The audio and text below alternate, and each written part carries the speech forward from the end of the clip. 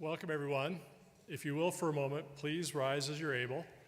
Remove your caps for this playing of the star for the national anthem, the Star Spangled Banner.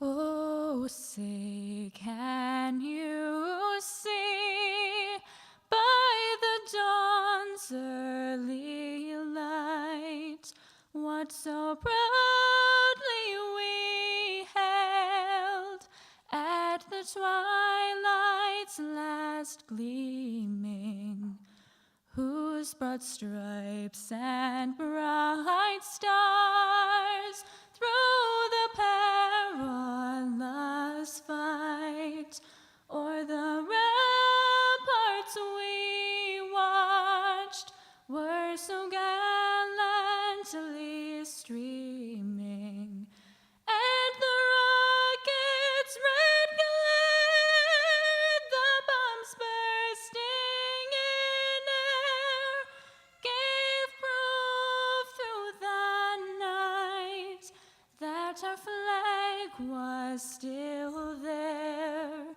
Oh, say does that star-spangled banner yet wave o'er the land of the free and the home of the brave?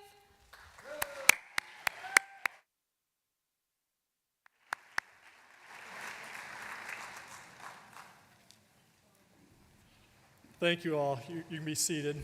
And that was our vocalist. The beautiful rendition was Emily Kolb. So thank you, Emily, for singing the national anthem to kick this off.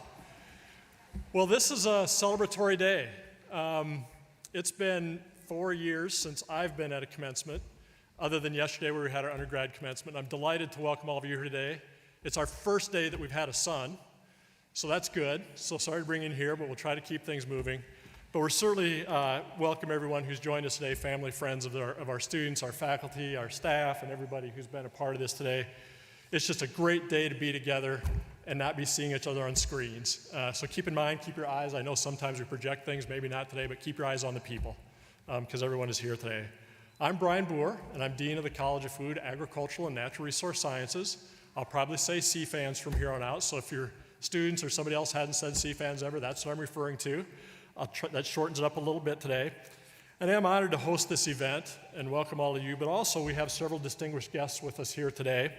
And joining us is University of Minnesota Regent Janie Mayron. Thank you for joining us, Regent Mayron. We also have our Vice Provost for Graduate Education and Dean Scott Lanyon, who's joined us today. Thank you, Scott, for joining us. And our CFANS Dean for Research and Graduate Programs, who oversees all of our grad programs, has been a part of all the students' lives as they've been here, is Associate Dean Gregory Como. Thank you all for joining us today for the celebration of our students and the celebration of their commencement. Today our ceremony does recognize there are 110 students here today, master's and PhD students, and we're excited to have them with us. This is one of our most joyous occasions through the year, an opportunity to recognize all the hard work you've done. And I want to thank you all for your hard work, for your dedication to CFANS, because you are, as you know, as you're working in labs and oftentimes you have assistantships, you're working with faculty, you're an integral part of both your education as well as advancing the science at the University of Minnesota. So thank you all for joining us, and we're certainly delighted to have you here. I also want to start off by welcoming and thanking all the parents, the families, the siblings, significant others, partners who've been a part of the students' lives. And students, I want you to take a moment and think about the symbols of your accomplishments and what that means to them as well.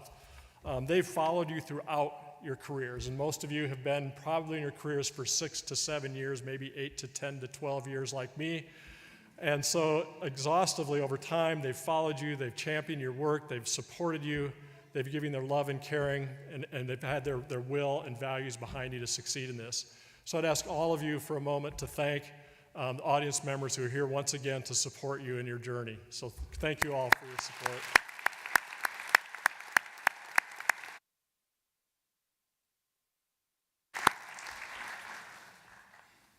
There's another group here I'd like to thank. Most of them are sitting in front of you. Some of our faculty are over here to my right, to your left. And I do want to give a thanks to them as well. And in particular, I'm going to say this and not glibly. These are what I'd call everyday heroes. We've heard a lot about the impacts of COVID and so on, but one of the things as students here, many of you will have learned when you come into CFANS, you're going to get a little dirty, right? You're out in the field, you're out in the forest, you're out in the lakes, you're out in the prairies, you're out in the field doing your work, you're in labs. You're going to get your hands dirty, you're going to get into things, you're going to be out there in the world doing the work that we do in CFANS of trying to improve food security and while at the same time preserving, protecting, and enhancing our natural resources, our forests, our fields, our lakes, our rivers, our wildlife. And that's part of the work that you're all trained to do now, and you're going to go out into the world and express that. But of course, in the spring, I kind of go back for a minute to the spring of 2020, and many of you were here. How many grad students were here that spring of 2020? Probably most of you. Some of the master's students may not have been, or certainly PhD students.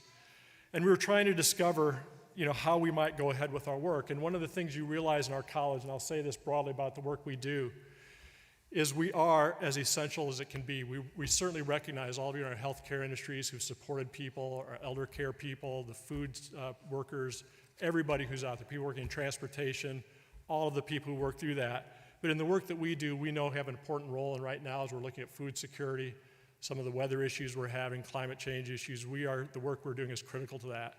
And I'm proud to say that our faculty and our graduate students here today, throughout that period, of course there was a period where we're wondering what are we going to do? How are we going to get out into those fields and get dirty? How are we going to accomplish the work we wanted to do? And everybody in the front of this room and the students here, I got to see them pitch in, move together, and that spring we started to go out into the field because, of course, if we lose a year here, if you're observing, forestry, you're looking at phenology, if you're looking at new grape varieties, I look at people, if you're looking at crop production, you have to go out and do that work. It's not going to get done otherwise. And so we managed to create some policies and protocols. We managed to get out into the work to support the graduate students, and it was just amazing what was accomplished. And I'm going to go through a few of these because these are accomplishments that are part of every day of the work we do and your students have done while they were here. But our meat science and food sciences program, for example, at that time, if you can remember, there was challenges with meat processing, and we did that on campus, and we delivered that to Second Harvest Heartland as part of that. I know that students here were working in some of those areas. We also, in food science, we opened up our labs while we were still challenged by how are we going to cope and manage this to food companies who were looking at reformulations of their food programs and did some of that work so that they continue because they couldn't get ingredients in some cases and do that work. We went out, as I said, into the fields, forests, and lakes. We had people all over the state working in our research and outreach centers that opened up their doors to do the work that we had to do to move forward with our food and resources. And I reflect back, and we also had people in our labs and greenhouses and tractors across the state, and managed all that time. We had as far as we could identify, remember we were tracking people when they had infections at that point. The protocols we went through, the care that the people here gave to that, and the importance they gave to it and working together, we had no community transmission of COVID within the community that we could identify as a source, and we managed to get that work done. And so that was longer than usual. That was inclusive, I hope, of our research staff, our faculty, our students that were part of that, our graduate students that were here doing that work. And I want you, students and everyone, I think congratulations in order for the faculty that are here today joining us, and I thank them. I couldn't be prouder of the work they've done. So thank you all for your work.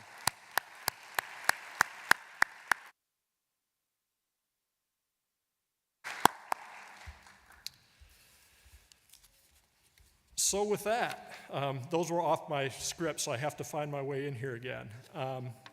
With that, I will recognize, of course, today we're all about the students, as we always say, it's students first here.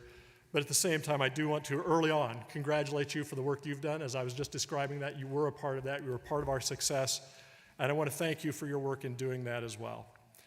As some words going forward for you, and I'll be brief here too, but in your brief time, as I've said, you faced some challenges that none of us could have imagined when you arrived on campus.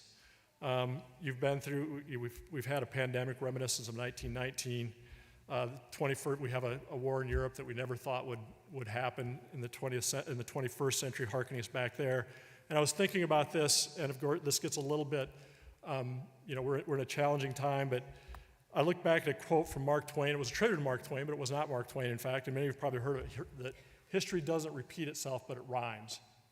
And in fact, I discovered that is not actually a Mark Twain quote. It came from an earlier time, so I suppose like all of you writing your theses and dissertations, you checked your citations, checked them again, tried to figure out where that work came from. And I couldn't find an author, but it traced back to a quote in 1845 that does have a little bit, that has some hope to it. And I'll talk about that as I go through this. But the quote was, "The vision recurs, the eastern sun has a second rise, history repeats her tale unconsciously, ages are prototypes of other ages, and an unwinding course of time brings us round to the same spot again." Now, as I read that, you might have said there was going to be a glimmer of hope, and it sounds like we're living through this again. But if you listen to the first part of that, before it said brings us round to the same spot again, there was a quote that said, "History repeats herself unconsciously." And if you think about that, that's true. None of us can affect what's happening in time. The world works and moves, and we move forward, and really unconscious to what our needs are, our goals are, what our objectives are. And yet we move forward in the work that we're doing.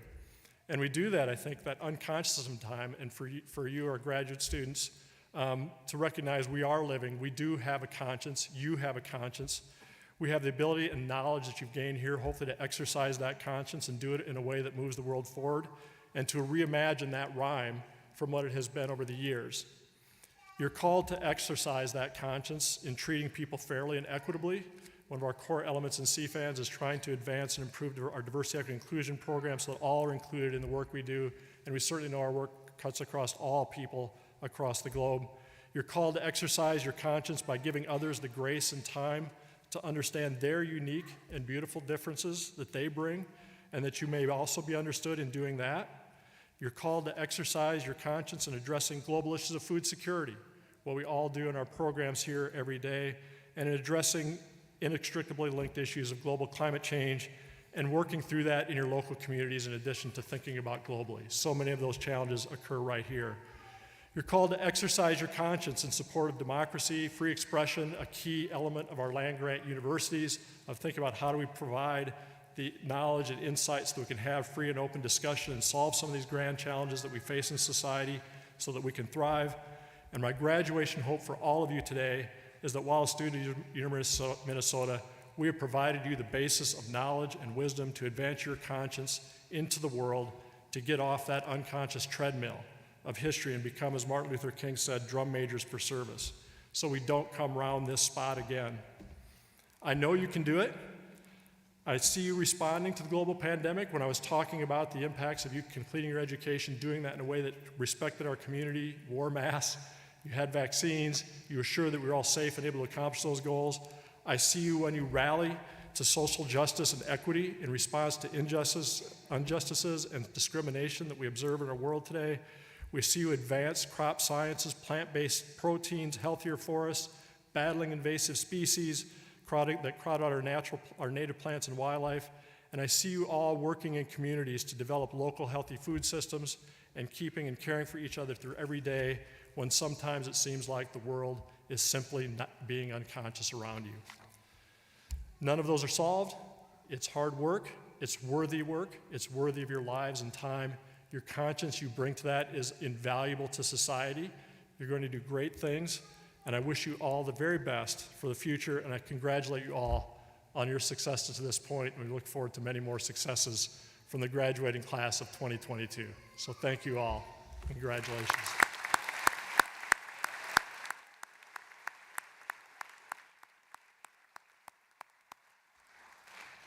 With that, it's my pleasure to introduce our graduate student speaker today, Sonali Raghunath, who today is receiving her PhD in food science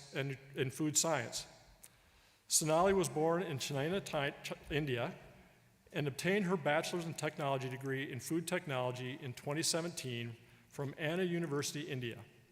She graduated from CFANS with her Master's of Science degree in food science with a specialization in food engineering and chemistry in 2019. Sana Lee's doctoral dissertation is focused on optimizing the effects of pulsed electric field systems for better functionality of food proteins, and she has presented her work nationally and internationally. She has been involved in many student organizations and has represented CFANS in national and international organizations as well. Sana Lee has been the recipient of more than 45 competitive awards, including the MnDrive Global Food Ventures Professional Development Award, the President's Student Leadership and Service Award, and the Elwood Caldwell Volunteer Scholarship. She's interested in pursuing work related to process design, product development, and business management in her future after graduation. Please join me in welcoming our graduate student speaker, Sonali Raghunathan.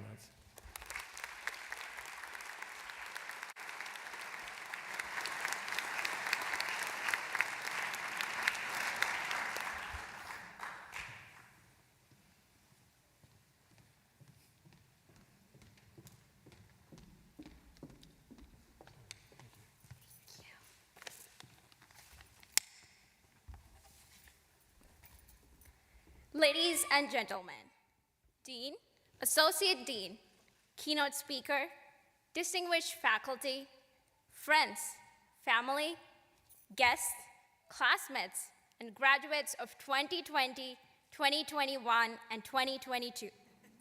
Welcome to our celebration. And thank you, Dean, for your kind introduction. No man ever steps in the same river twice, for it's not the same river and he's not the same man. So wrote a famous Greek philosopher over 2,500 years ago. As the quote says, every one of us started our graduate studies 2 years or 4 years ago at the University of Minnesota. And we are not the same person that entered this university, and we are not the same person who will be graduating today. For the rivers are changing. U of M is changing. Everything around us has changed. Formerly, we had smiles, and now we have masks hiding our smiles.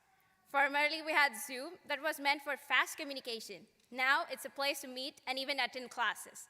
Everybody has grown and everything has changed. We are filled with new knowledge, improved our skills, developed cutting-edge technologies with the best researchers and scientists at CFANS. We were driven to discover, and we did that on a daily, weekly, and an yearly basis. Graduation is an exciting time. It's alpha and the omega. It's the beginning and the end. It's filled with memories and great anticipation of what lies ahead. Today is a day of celebration and reflection. So let us all reflect together a few moments of our journey at the University of Minnesota. For me, this journey has been full of opportunities, challenges, fun times, and yes, of course, some failures, yet all in the name of learning. And if you reflect with me, I hope I can look at you and you will all agree. Our journey began with the admission process. Do you remember filling out your forms, taking GREs, requesting transcripts, and getting your letters of recommendations? And then a deep breath, and then you keep waiting, waiting, and waiting. And then finally, the acceptance letter, which paved our way for our dream careers here today. Yet, for some of us, it was not so clear-cut. This is where my advisor needs special attention. I was so delighted to hear that I got the acceptance from University of Minnesota. But then, Dr. Kumar, he said yes to take me as a student. And that's where my CFANS journey started. Thank you, Dr. Kumar Mallikarjunan, for that belief. And that day, I instilled a thought. I will make him proud to have me as a student. And Professor Kumar, I see you on the third row. And I see you smiling there. I hope you're proud. There he's waving his hand. Thank you. As I packed my bags and my suitcases, I read all about Minnesota Nice. I felt how lucky I traveled to such a welcoming area. But then I realized I stepped into Minnesota's ice, filled with snow and Arctic winds. Had I read the websites very incorrectly? Well, nevertheless, I adapted, and like all have grown to appreciate and enjoy one of the pretty states in the US with all the 4 seasons. The next step rolling our sleeves, and digging into the new world of graduate life. A life of new classmates and soon-to-be friends. And by the way, aren't many of us sitting next to us today? Yeah, we have 2021 too, so yeah, everybody is sitting next to us. Together, we survived team projects, late-night paper submission, deadline only 2 minutes away, urgent midnight emails to professors and TAs for the subject, "Oh my God, my internet is not working." Exclamation point 12 times, we never forget that. Finally, we reach the edge and begin to understand. It is now our turn to begin and expand our knowledge base. We begin to undertake our research seriously and take the journey to create and explore our dissertation. We're full of excitement. We have our project works figured out. We have well laid out plans. We all think our research is the best project ever. And it is until when we are pounding our heads against our walls, breaking glass where nothing is going right. And it's at that point, as James Taylor wrote in his famous song, "You Need a Friend." Yet we keep working. We keep having long discussion with our colleagues, friends, peers. We work day and night, and we weave into the hours, and slowly, your research begins to click. There's a small success, and years go by. You present your research, you publish papers, another success. You're doing it and making it a great effort.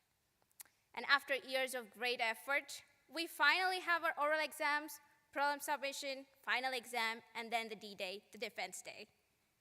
We're questioned to death, scared to death, yet we survive the difficult question. And one of the difficult ones, well, when are you graduating? Well, congratulations, graduates. You have the answer to that question. Every step we have been through, it has been an up and a downfall, and sometimes a spiral. But I'm pretty sure we can all agree it was never a straight line. But the end goal never changed, never disappeared for any of us, and that's why we are here today. Today, we're successful graduates with vast knowledge from your programs at CFANS. These memories of graduate schools of CFANS are going to last forever, so today, give yourself a pat. You did it. You made it here.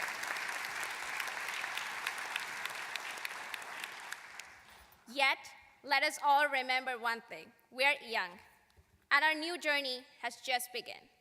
With our diplomas, our professors are passing the torch of responsibility to our generation.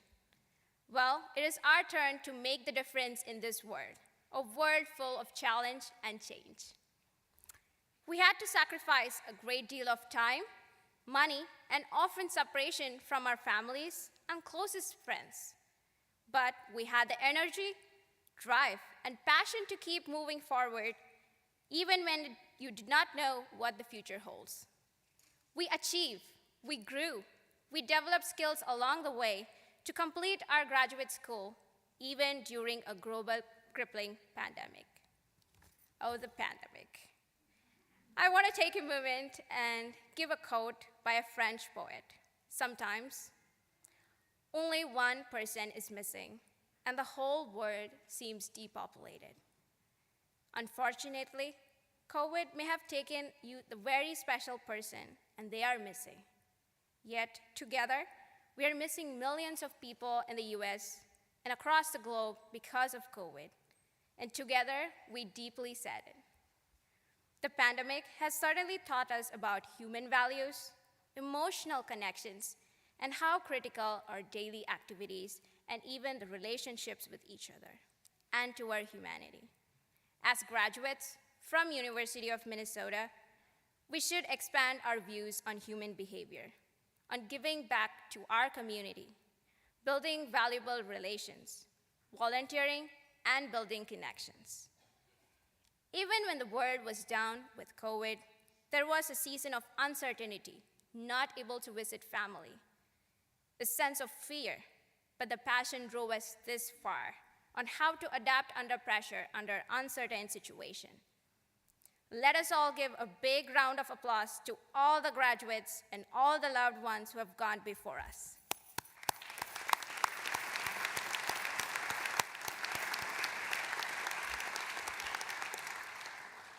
Thank you. We'll always love and remember them. This journey would have been near impossible without the wonderful support we were given by our family, advisors, mentors, and committees.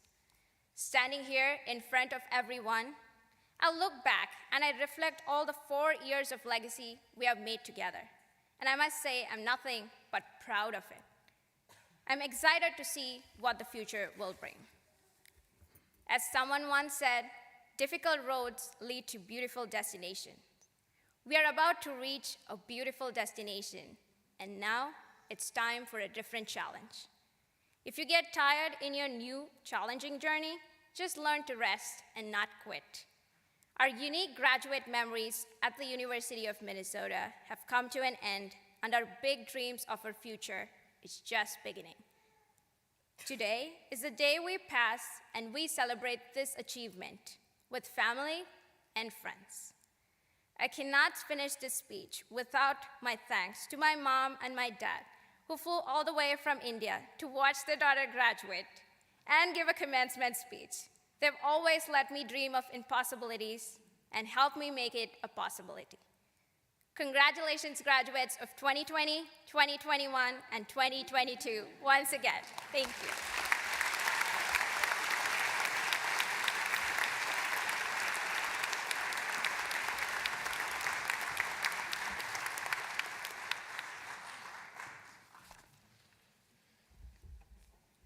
Wait for her to come back through the doorway so she gets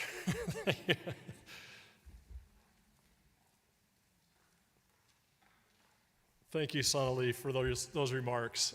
And terrific to have your parents join you here from India today. They get the travel award. I said, maybe not. We could do a contest. But thank you, Sonali, for those remarks and representing your classmates so well. It's now my pleasure to introduce our keynote speaker, Dr. Oni Byers. Dr. Oni Byers, her MS in 1987 and PhD in 1990 in animal physiology, and earned her PhD in reproductive physiology from the University of Minnesota and completed a postdoctoral fellowship at the Smithsonian Institution's National Zoo in Washington, D.C., working on assistive reproductive techniques in endangered cat species. Oni joined the IUCN SCC's Conservation Planning Specialist Group in 1991 as a program officer and was promoted to the position of executive director in 2005. In collaboration with government wildlife agencies, conservation organizations, SSC specialist groups, and zoos and aquariums, Oni facilitates the development of management strategies to minimize the risk of species extinction. She has authored more than 50 scientific publications and book chapters and serves on the Species Survival Commission Steering Committee, the Conservation and Sustainability Committee, and the World Association of Zoos and Aquariums, the Executive Committee of Amphibian ARC, Global Council of the Amphibian Survival Alliance, and the boards and Species 360 and the emerging wildlife conservation leaders. That's a lot of service to go along with her record in science. So Dr. Byers, welcome, and we appreciate you joining us today to share your comments.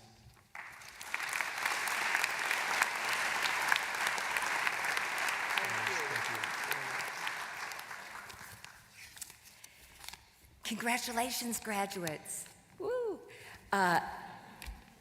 You know, it was really a long time ago when I was sitting there and I received my PhD from this esteemed university, the Department of Animal Science, which appropriately gets the first row here. I'm sure that's just a coincidence. I wonder how many of you can remember the first presentation or seminar that you ever gave as a graduate student. Anybody remember that? I can remember mine, and I was a complete nervous wreck. It was an International Society for the Study of Reproduction conference in Iowa. I was giving a poster, and I prepared like I have never prepared before, and possibly since. I knew everything. I imagined every question I could possibly be asked, and I came up with perfect answers to each of them, and I even knew the statistics. But everybody who visited my poster, and I'm not kidding, everyone, and there were a lot of them, had just one question. How do you get semen from a tiger? Really, it was so disappointing. I mean, it's a fair question, I guess. There I was, surrounded by scientists, proudly representing their research on cattle and pigs and poultry and a whole lot of mice. And I was the only one that was doing research on tigers. I was doing this work only because of an amazingly generous and open-minded professor, Dr. Alan Hunter, took a chance on me. He had, just like all professors do, a grant that he had to deliver on, and he wanted students to help him do that. But I had something really different in mind. I had worked at the Mayo Clinic in their human in vitro fertilization laboratory, and I was using something called the hamster egg sperm penetration assay. You don't have to write that down, to evaluate the fertilizing capacity of human sperm. So when I told Dr. Hunter that I wanted to use that same assay to study the in vitro capacitation of Siberian tiger sperm, he and any, rational professor should have shown me the door, really. But he didn't, not Dr. Hunter. He said if I can take that idea and make it into a PhD project, he would support me. And I did, and he did. That work sent me on set my trajectory for my entire career, and it really couldn't have happened. It would not have happened if I had found myself anywhere else but the University of Minnesota in his laboratory. It gave me a foot in the door of the international conservation community, and it's the only reason I was accepted as a postdoc at the National Zoo in Washington, D.C. There I conducted research on the use of artificial insemination and in vitro fertilization in large cats and other endangered species. This was the premier reproductive physiology lab for endangered species in the country, maybe in the world. And I was working with a brilliant, really dedicated, and super fun group of people. And I was truly living the dream. But ultimately, I found that my focus was turning from the specifics of reproduction to species conservation more generally. And I just had a feeling that I could use kind of my innate skills more effectively for conservation if I was working with people rather than looking through a microscope. But luckily, through my work with Dr. Hunter, I had met Dr. Ulysses Seal, who also took a chance on me, and eventually he hired me to work at the Conservation Planning Specialist Group, or CPSG. CPSG is based here in Minnesota. It's hosted by the Minnesota Zoo, but it's part of the International Union for Conservation of Nature, which is based in Switzerland, and it's the largest and oldest conservation organization. As I know you all know, threats such as deforestation and land conversion and global warming and pollution and illegal wildlife trade and disease, and of course the continuing threat of increasing global population, all that comes with this, all these threats continue unabated. And the result is an increasing number of species threatened with extinction. Of the over 85,000 species that have been assessed by the IUCN Red List, which is the most highly respected assessment process for species extinction, there are a third of those 85,000 are on the verge of extinction. Our activities, human activities, are causing a massive loss of species across the world. It has no precedent in human history and few precedents in history of life on Earth. For 40 years, the Conservation Planning Specialist Group, my organization, has been helping to reverse the decline in threatened species around the world by helping to develop inclusive, sustainable plans to minimize risk of extinction. You might not think CPSG's role is that glamorous. It's not as glamorous, maybe you think, as that work that people are doing in the forest and in the sea, working directly with a species conservation problem. But I contend that for those people to do that really important work, they have to be guided by a stakeholder-inclusive, science-based, sustainable plan. And I have the privilege of leading an organization that develops and trains people in the use of what are arguably the world's best tools and processes for doing just that. I mean, what could be more glamorous, right? When I returned home from my 10-year high school reunion, so you can imagine how long ago that was, I remember my father said to me, "Who has the life you wish you had?"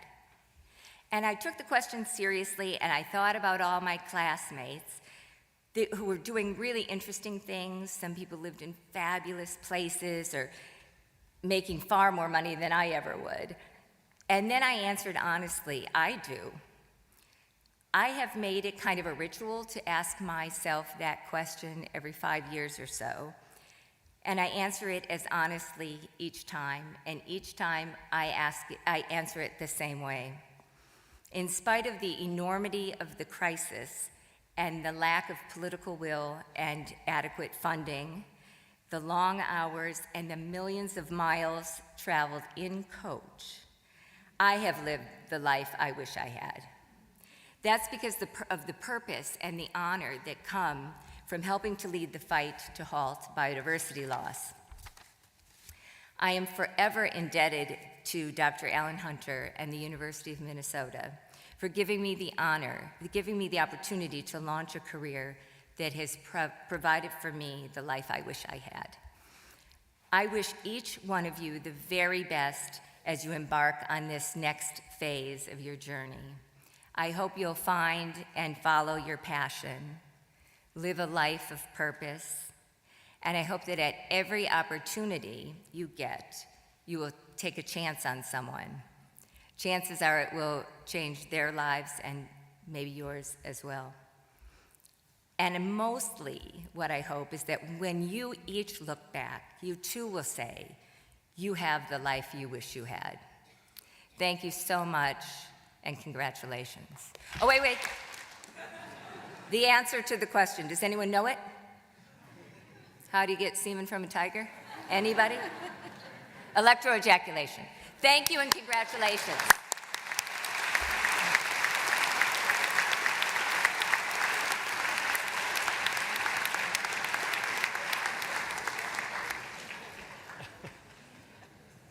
It just occurred to me the life I wish I had wasn't preceded by those two words.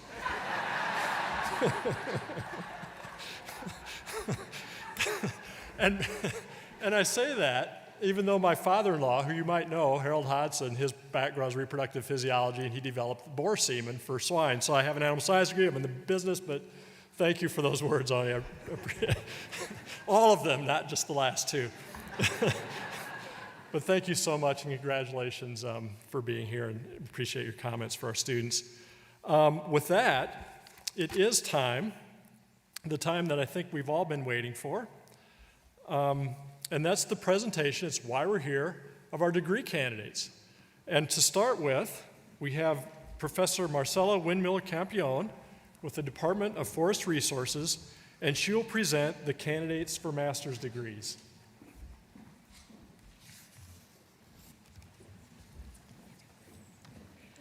We present the candidates for the master's degree in agricultural education.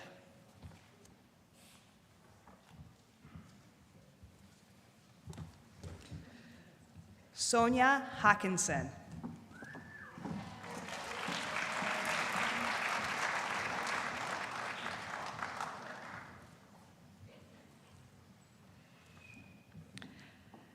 This concludes the presentation of graduates for the master's degree in agricultural education.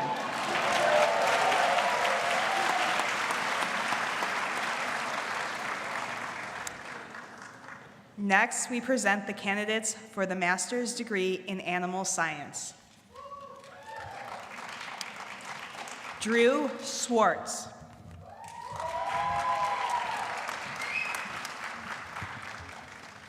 Sarah Ahrens.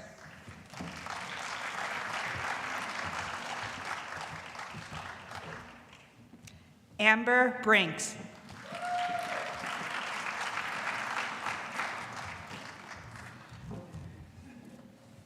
Bridget Lorensky.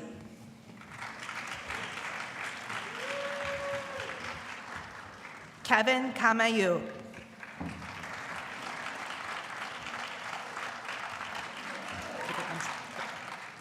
Sudaria Roberto Silva, Jr.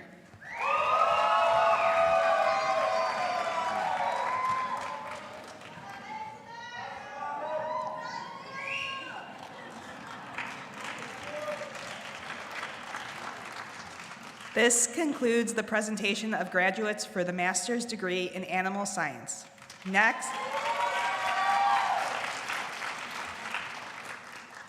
Next, we present the candidates for the master's degree in applied economics. Samuel Bafanzi. Matthew Hockert.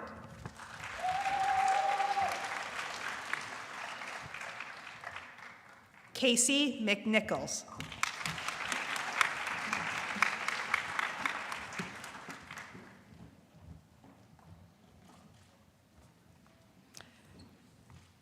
This concludes the presentation of graduates for the master's degree in applied economics.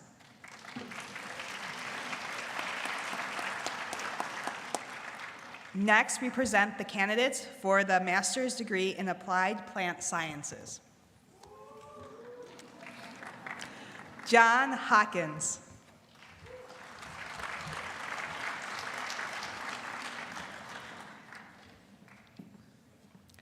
Lita Larson.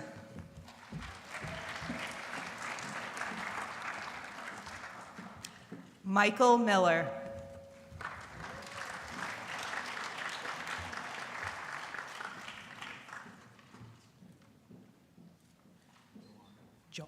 Joan Barretos Ortaz.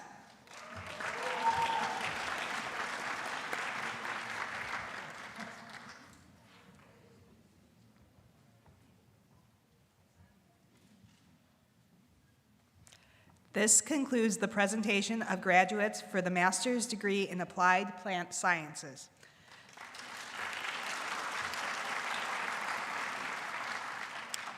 Next, we present the candidates for the master's degree in bioproducts and biosystems science, engineering, and management. Joseph Rosie.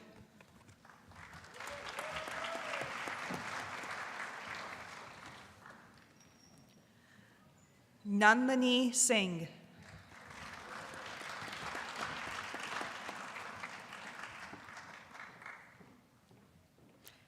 Aaron Peach.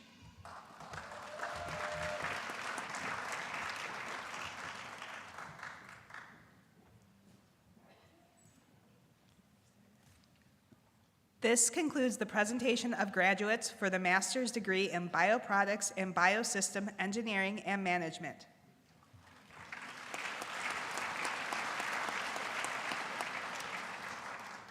Next, we present the candidates for the master's degree in conservation sciences. Yep. Holly Laley Kundrell.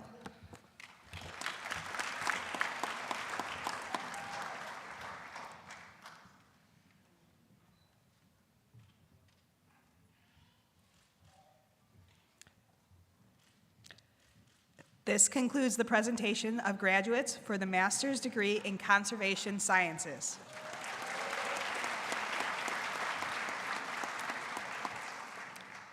Next, we present the candidates for the master's degree in food science.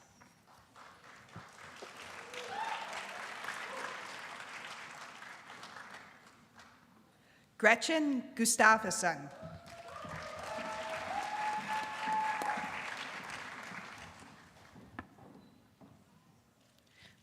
Brigitta Yaputri.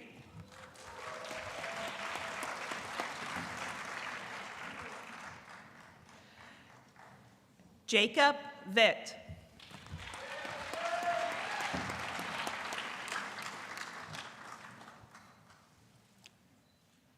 Laura Eckhart.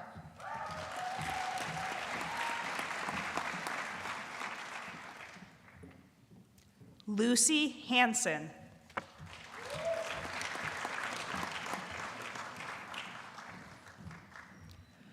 Alyssa Snyder.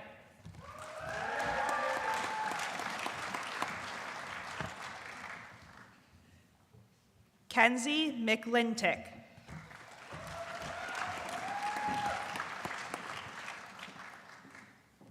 Leslie Lear.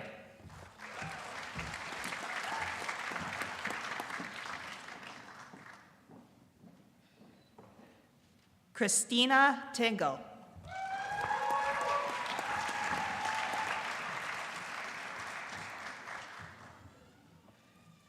Sharon Chan.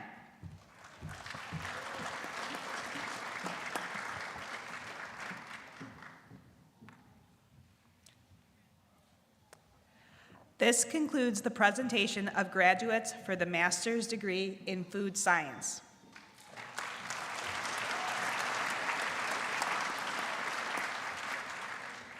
Next, we present the candidates for the master's degree in land and atmospheric science.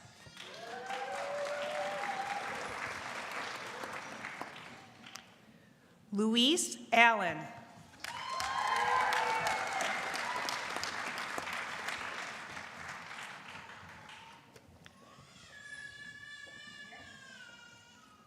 Kyle Sherbine.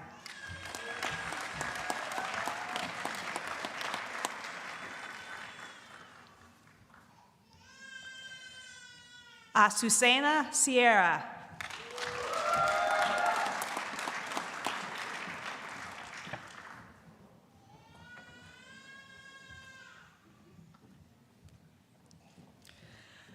This concludes the presentation of graduates for the master's degree in land and atmospheric science.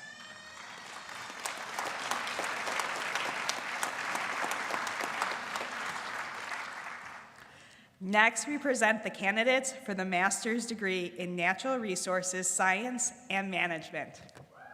Yeah. Emily Anu Willie.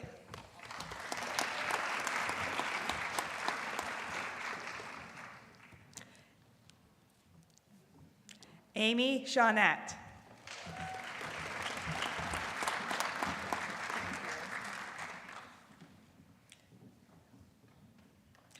Ethan Emick.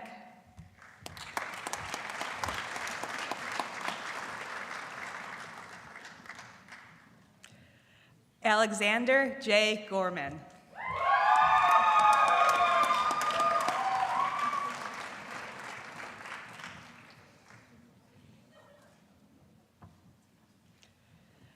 This concludes the presentation of graduates for the master's degree in natural resources science and management.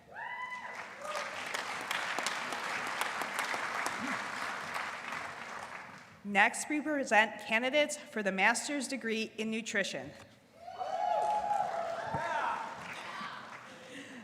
Catherine Lovey.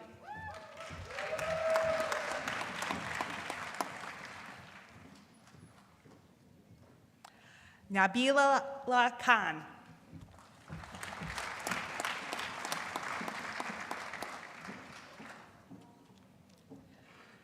Katia Fudeyeva.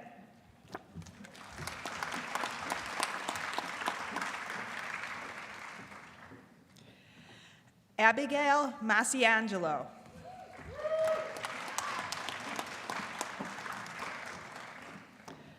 Meredith Bondi.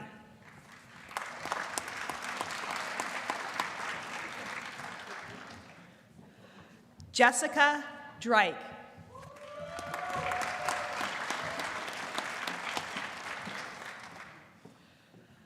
Shauna Golper.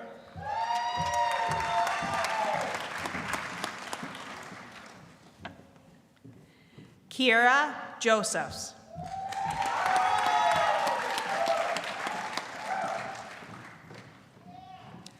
Brooke Kusher.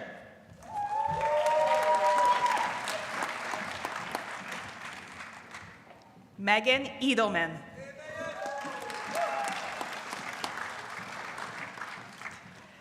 Ashley Gelhaus.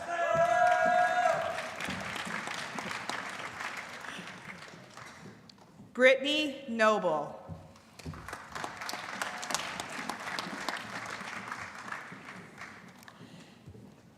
Hannah Johnson.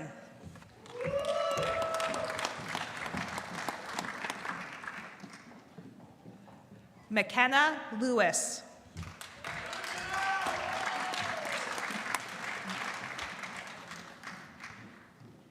Aaron Swanson.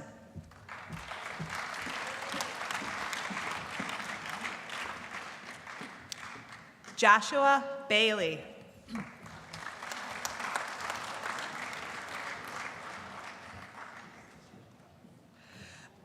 Azira Jackson.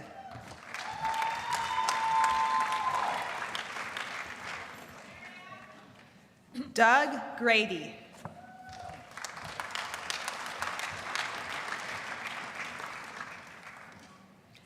Eric Lindstrom.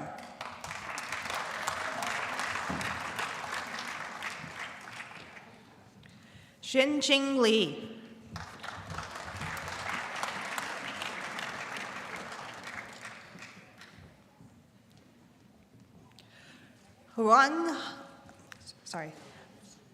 Hung Wang Chung.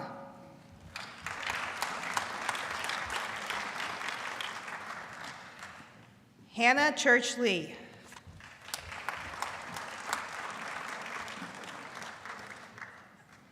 This concludes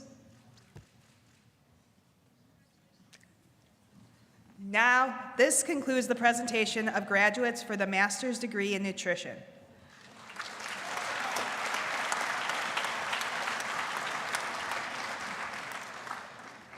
Next, we present the candidates for the master's degree in plant pathology. Dong Yu Kim.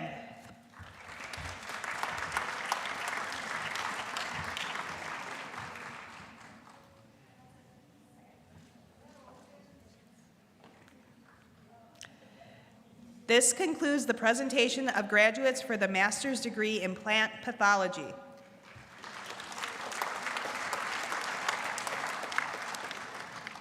Next, we present the candidates for the master's degree in water resources science.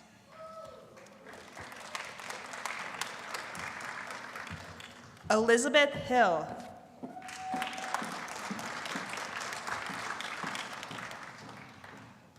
Garner Correll.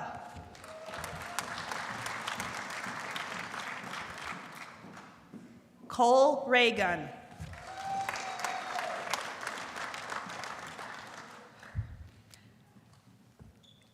I almost what was on this card, which says end of master's candidates.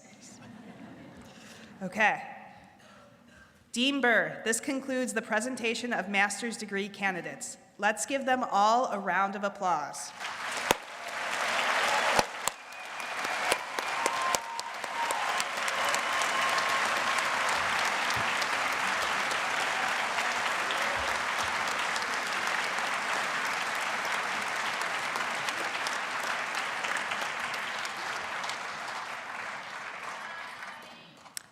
I'd like to welcome Professor Michael Schultz, Animal Science Department Head, to the podium to present those students who have earned the Doctor of Philosophy degree, one of the highest degrees granted by the University of Minnesota.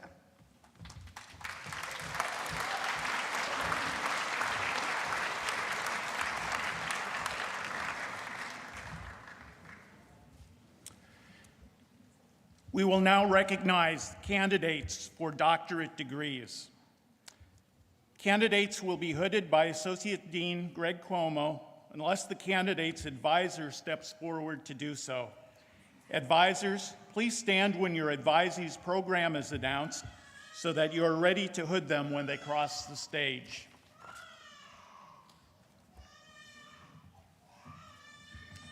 We present the candidates for doctoral degree in animal science. Yuan Tai Hung.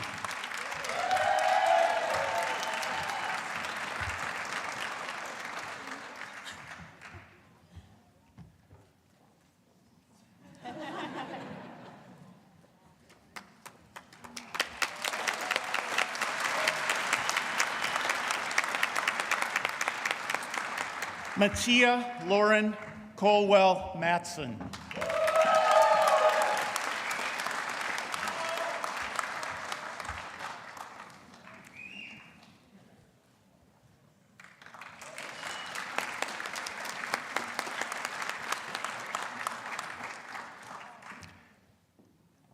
Ramya Leka Medida.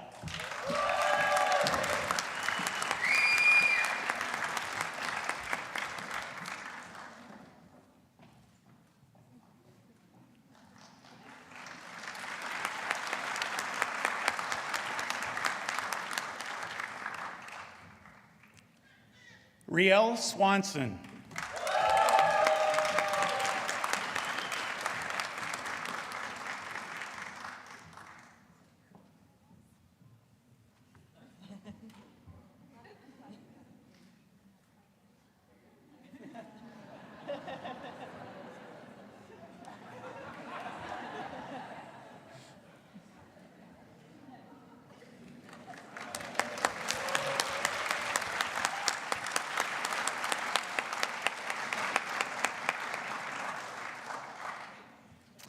Zhao Hui Yang.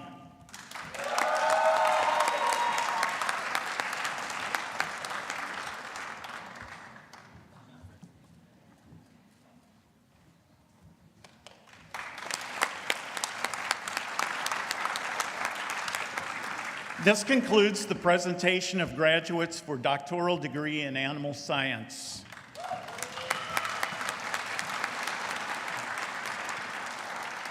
Next, we present the candidates for the doctoral degree in applied economics. Chris Boyd Leon.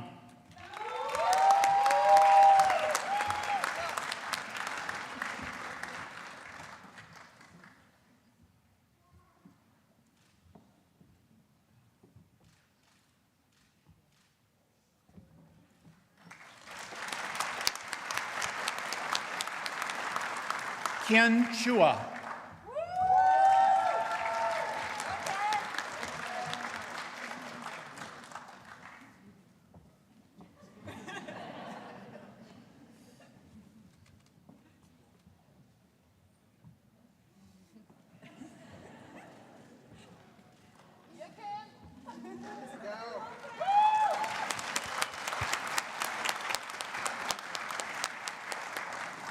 Berenger Tsumesi Tiago.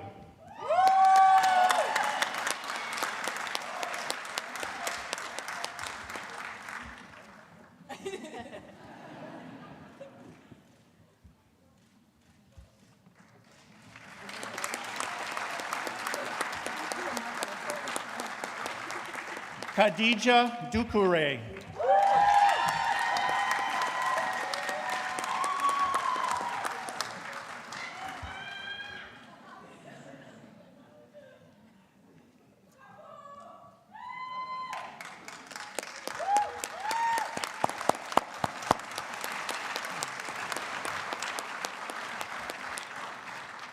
Sumin Lee.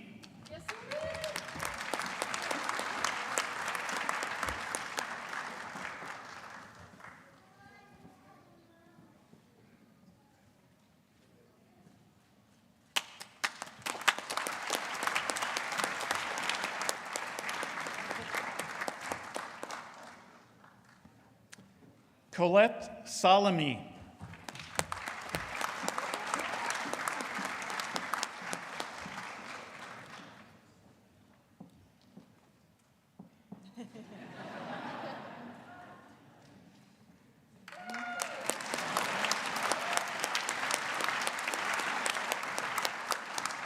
Celestine Siame.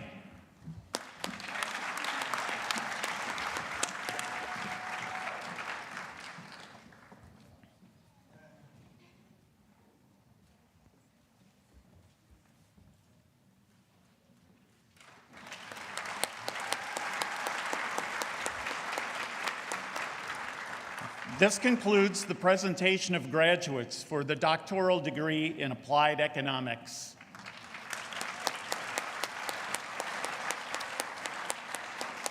Next, we present the candidates for the doctoral degree in applied plant sciences. Julia Cubans.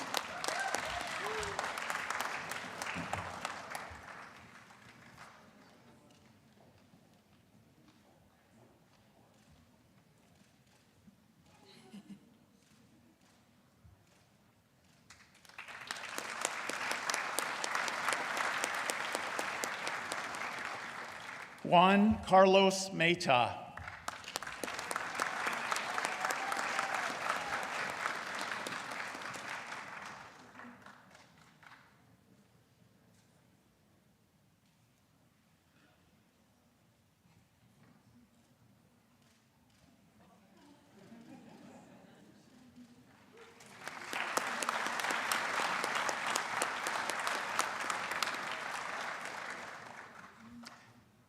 Laizy Morera.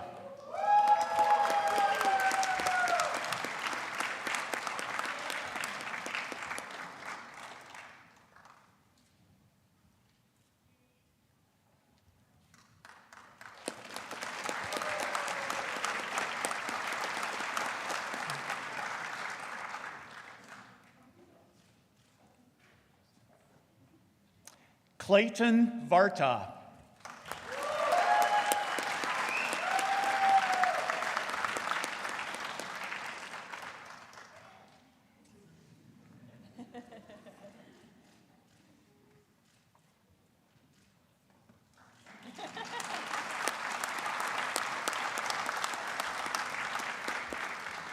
This concludes the presentation of graduates for the doctoral degree in applied plant sciences.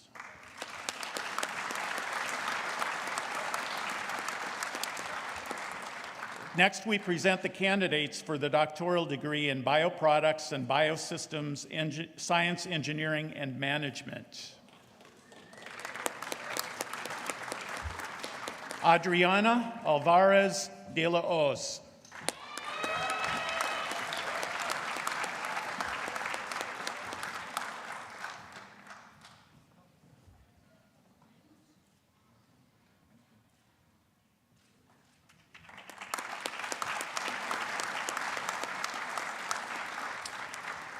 Laura Bender.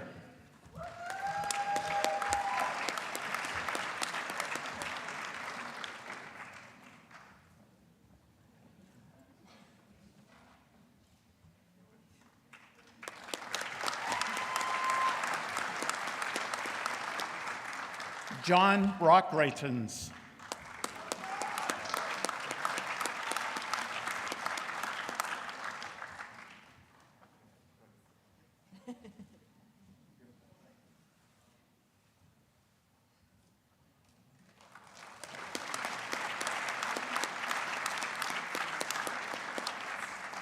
Fatima Haydari.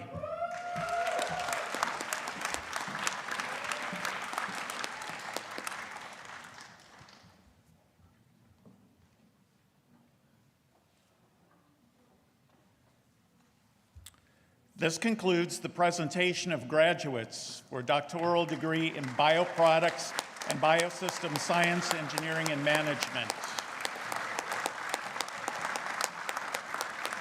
Next, we present the candidate for the doctoral degree in conservation sciences. Margaret McAkron.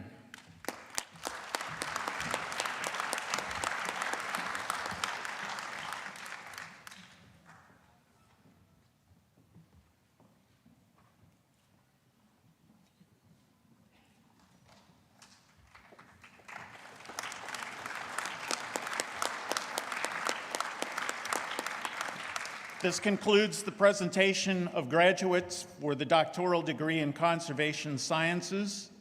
Next, we present the candidates for the doctoral degree in entomology. Dominique Abega.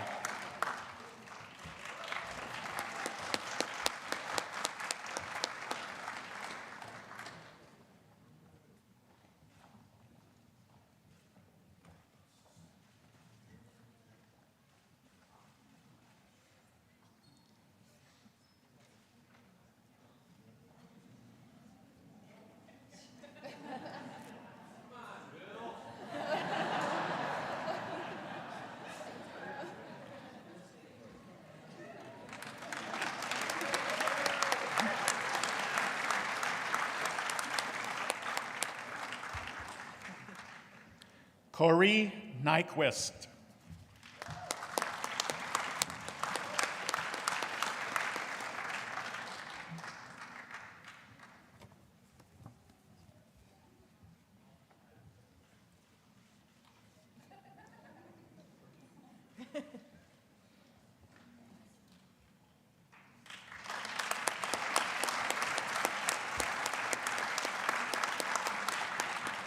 This concludes the presentation of graduates for the doctoral degree in entomology.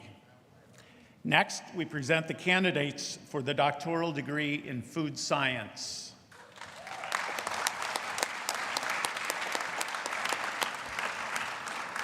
Maureen Omolu.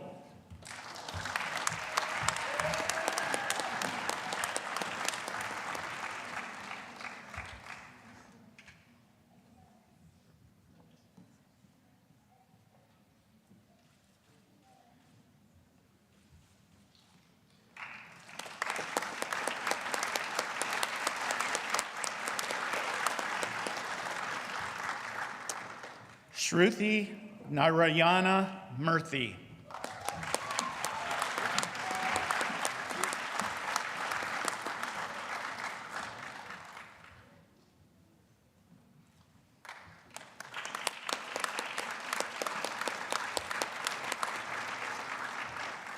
Justin Wurtsema.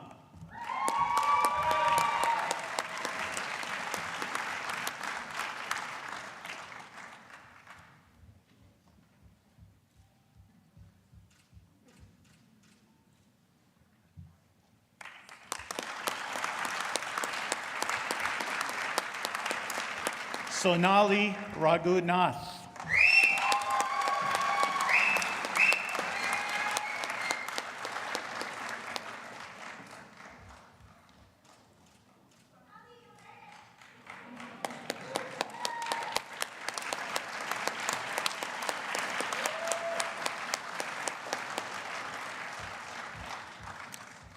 Rachel Metasek.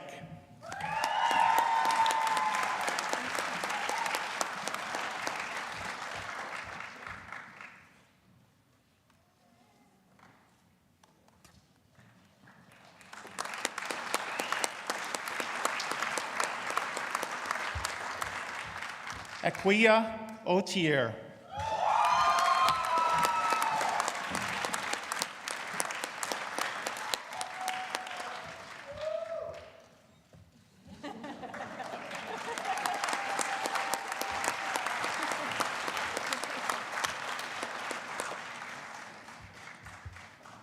This concludes the presentation of graduates for the doctoral degree in food science. Next, we present the candidates for the doctoral degree in land and atmospheric science.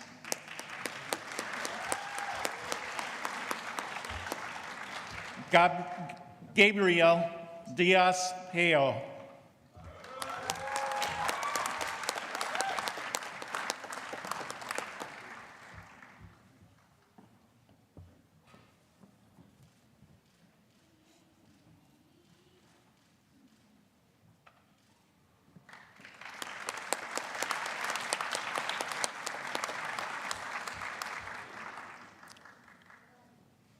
Xiying Yu.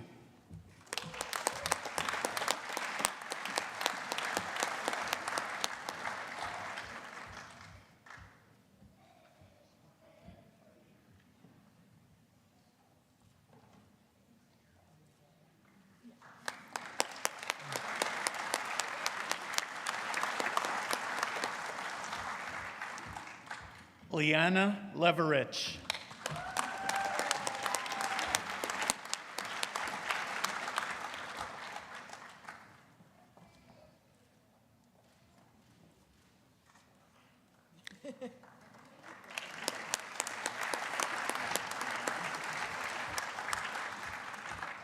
Jonathan Alexander.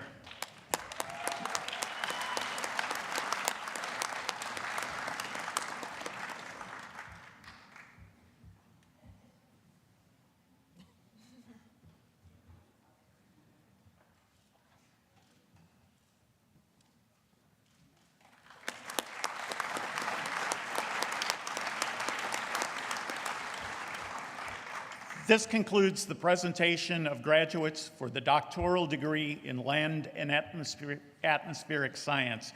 Next, we present the candidates for the doctoral degree in Natural Resources Science and Management.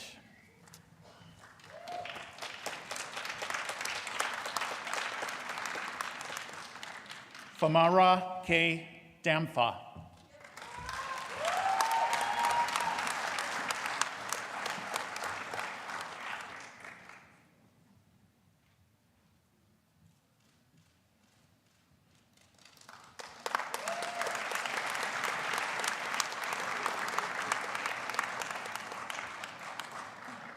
Lucia Fitz Vargas.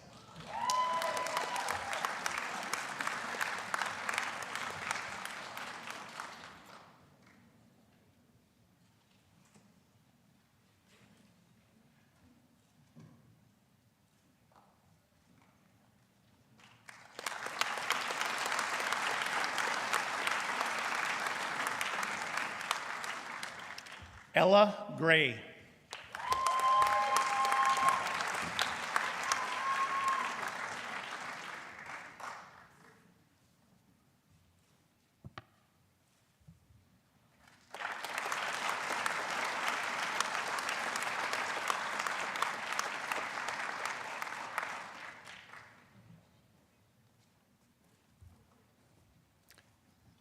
Zachary McCachran.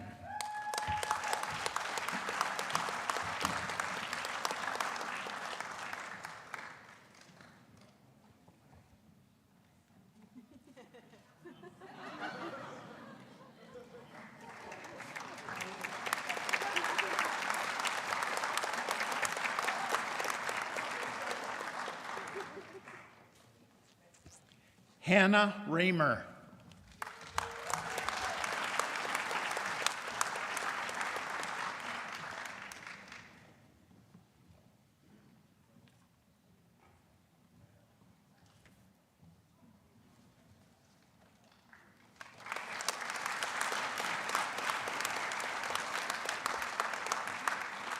This concludes the presentation of graduates for the doctoral degree in Natural Resources Science and Management. Next, we present the candidates for the doctoral degree in Nutrition.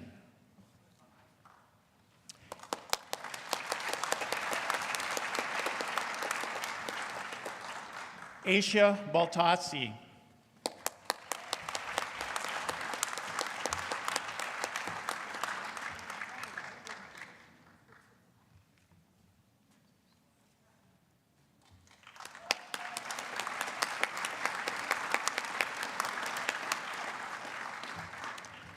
Ju Young Kim.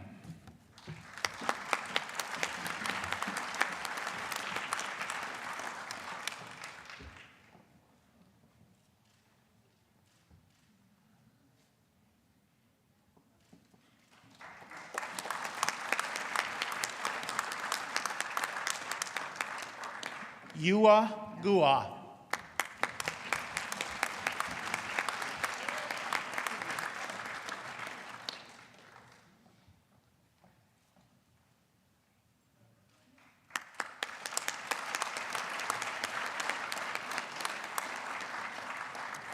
Tae-Yue Lin.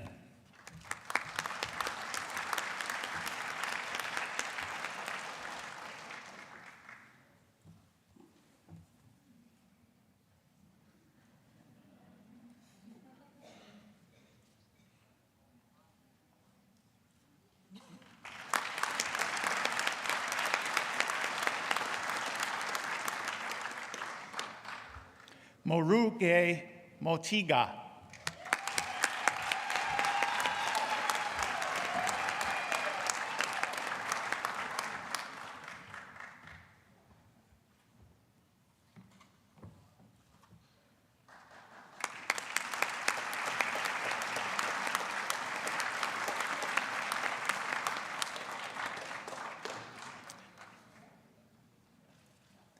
This concludes the presentation of graduates for the doctoral degree in nutrition.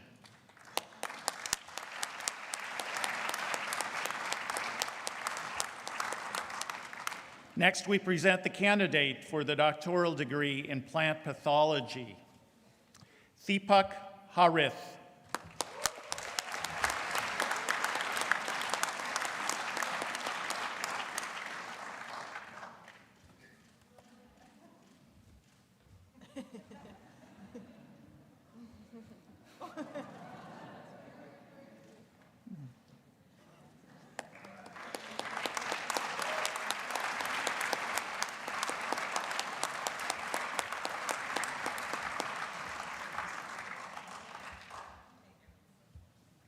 Dean Boer, this concludes our presentation of candidates for the doctoral degree.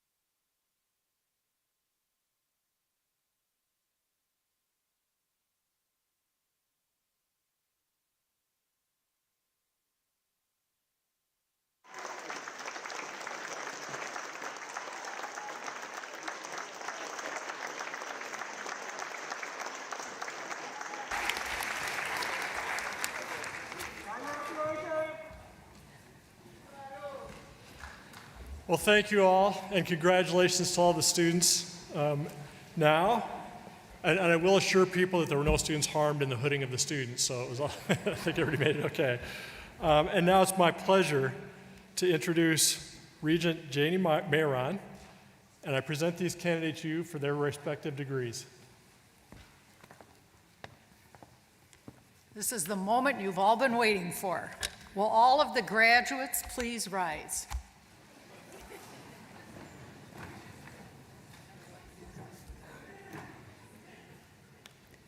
Upon the recommendation of the faculty and by the authority of the Regents of the University of Minnesota, I now confer upon you the degrees for which you have qualified.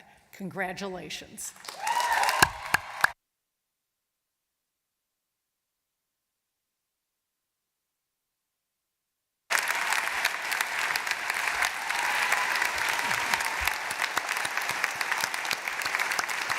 Thank you.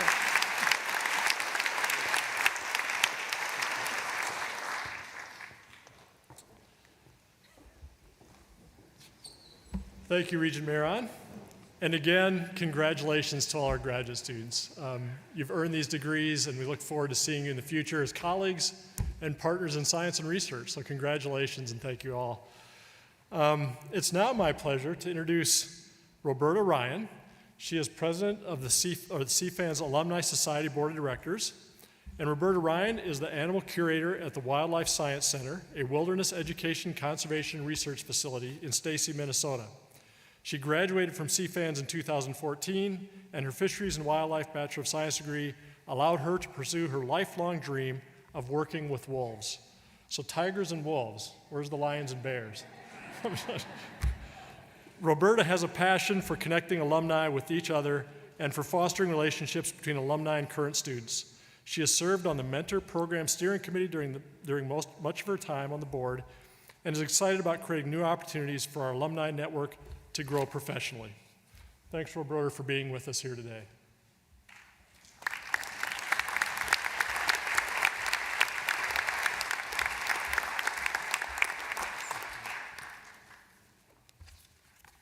So I would just like to make sure that Ani knows that I did actually know how you get semen from a tiger. But I was respectful and I didn't raise my hand. Hello, and a huge congratulations to the graduating CFANS class of 2022 and 2021 and 2020. Today is a day to celebrate your achievements, reflect on your college journey, and prepare for the future ahead. I find myself reminiscing as well. It doesn't feel that long ago that I was celebrating my own graduation, receiving my bachelor's degree in fisheries and wildlife from CFANS as well. Completing my degree was an adventure full of new experiences I'd never anticipated. I gained critical life skills, met influential leaders in my field, achieved dreams, and developed confidence in my career. I hope that you all found similar opportunities through your time here. You now stand at the precipice of a new adventure. Your entire college career has culminated in this moment, leading you to the beginning of an even bigger, more impactful journey. Graduates from CFANS have gone on to battle climate change, tackle food insecurity, and conserve the natural resources we all depend on. Each of you has the potential to confront these obstacles and make a similar or even greater impact than those that came before you. Some of the world's biggest challenges will be conquered by your peers sitting with you here in this room today. I can't wait to see what you accomplish as you move forward the fields of food, agriculture, and natural resources. As the president of the CFANS Alumni Society, I've had the opportunity to watch students develop their talents, forge new connections, and transition into professionals. As you begin the next chapter in your life, we want you to know that the Alumni Society is here to help you advance your careers, to make a lasting impact on students, and to move our college and communities forward. I invite you all to join us. Whether you're looking for networking opportunities, professional development, or just a chance to give back, we strive to support you well beyond your experience here at CFANS. The CFANS Alumni Society houses one of the university's most robust mentor programs. Can anybody that has been a part of the mentor program please take a minute to raise their hand if you've been either a mentor or a mentee? Quite a few people. Thank you guys all for participating in that program. Every year, nearly 200 alumni volunteers and friends come forward to mentor undergraduate and graduate students. This is a program that I found hugely beneficial as a student and have enthusiastically invested in as a professional. It allows students to explore a wide array of career paths, deepen their networks, and find new confidence in themselves. If you've ever felt grateful for the guidance of a professor, an alumni, or another advisor, I'd encourage you to consider becoming a mentor yourself. The impact your investment makes on each student will be invaluable, and you'll most likely take something away from it as well. To help you settle into your new role as an alumnus, we invite you to participate in our Gifts for Grads program. You can find more information about this program in the back of your program that you were given today. We are offering you a free gift through the Alumni Market if you attend a University of Minnesota alumni event, either virtually or in person. Just find your event, snap a picture or a screenshot of your experience, and then submit it to redeem your gift. Each Alumni Market item is produced by an alumni-led business, making it truly unique. We hope that this incentive encourages you to continue engaging with other alumni and with the college throughout your career. Welcome to this new phase of your life. As CFANS graduates, we are counting on you to innovate our food systems, sustainably manage our natural resources, and better the lives of those around us. The CFANS Alumni Society Board is excited to see what you accomplish next, and we encourage you to stay involved with both CFANS and the U beyond this momentous occasion. On behalf of the entire board, congratulations to you all, and best wishes in your future endeavors.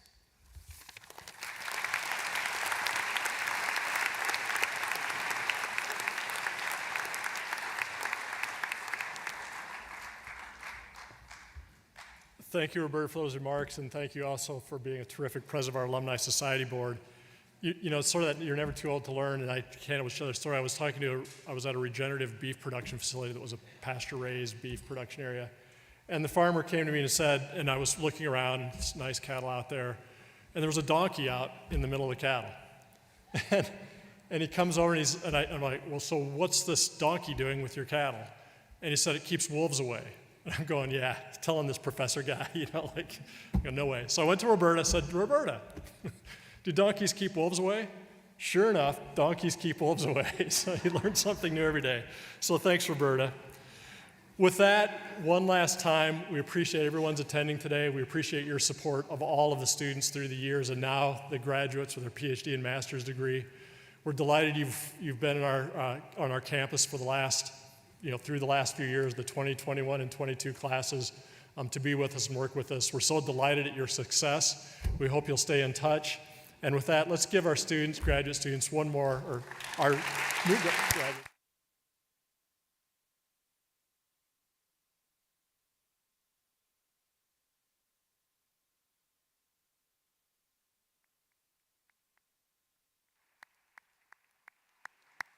So as we do our recessional, I ask that everyone remain seated until the graduates and faculty have left the room. And I would like to also offer thanks to our wonderful vocalists, CFANS students Emily Colby. Thank you, Emily.